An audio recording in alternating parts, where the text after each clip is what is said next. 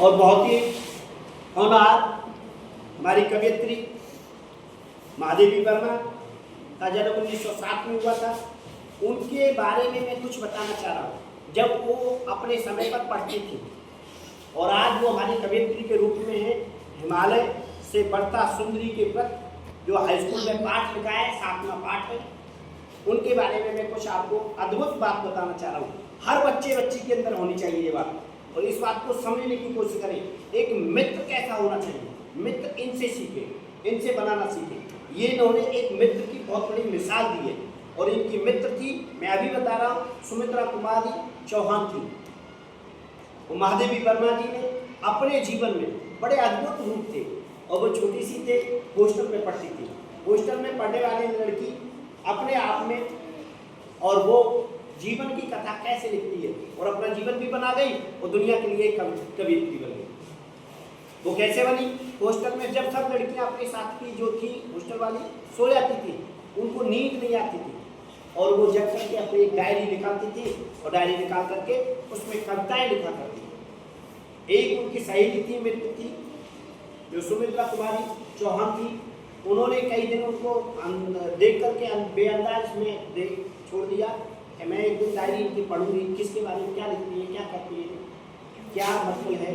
तो वो जब सोती थी तो अपनी डायरी को लेकर के अपने तकिए के नीचे ऐसे रख दिया करती थी। तो जब वो सो गई महादेवी वर्मा, तब उनकी कवयित्री के रूप नाम किस दिन से पड़ता है? उस टाइम तो एक आम स्टूडेंट सी छात्रा थी। उनकी सहेली खड़ी होकर के सहेली ने पढ़ा और डायरी निकाली, पूरी डायरी पढ़ के सुबह सब क्लास के सामने, पूरे हॉस्टल की लड़कियों को इकट्ठा करके सबके सामने पूरी डायरी के पेज बाय पेज पर पढ़ के सुनाई।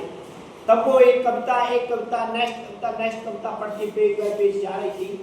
तो सुमित्रा कुमारी चौहान ऑटोमेटिक उनके कविताओं के बोलों को पढ़ने के बाद में, और महादेवी वर्मा जी जो मैडम है, उनके रूप में कहने लगी, तुम तो बहुत बड़ी उच्च कोटि की कवयित्री बनोगी एक दिन, तुम्हारे लिए मेरा ये शब्द है, याद रखना।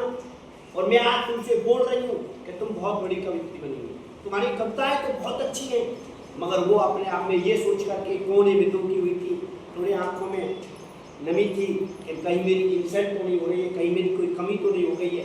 इस प्रकार से अपने आप में सोच करके, समझ करके, इस तरीका से ये कविता का माध्यम बता लिखी थी। और उस मित्रता का रूप आप लोग सोचेंगे, सुमित्रा कुमारी चौहान ना होती तो उनका हौसला, उम्मीद और जो थी कविता लिखने वाली डायरी, उसको ना पढ़ती तो महादेवी वर्मा के बारे में क्या पता चलता, कैसे चलता और किस तरीका से चलता, और कैसे वो अपने आप में कवयित्री बनी। तो कवयित्री बनी, उन्होंने उनका सहयोग किया, उनकी डायरी अपने प्रोफेसर, अपने उनके माध्यम से आगे बढ़ाई, और आगे बढ़ाने के लिए उनको मौका दिया गया, और अपने आप में ऑटोमेटिकली वो सक्सेस हो गए। तब उन्होंने अपने जीवन की पूरी कहानी इस तरीका से लिखी, हर पॉइंट पर हिमालय से संबंधित बातें लिखी, और वो कविता के रूप में और हिंदी साहित्य की बहुत बड़ी कवयित्री बनी। उनका जन्म 1907 ईस्वी में हुआ था, मृत्यु उनकी 21 सितंबर 1987 में हुआ था। तो इस प्रकार से महादेवी वर्मा की ये कहानी है। थैंक यू बेटा।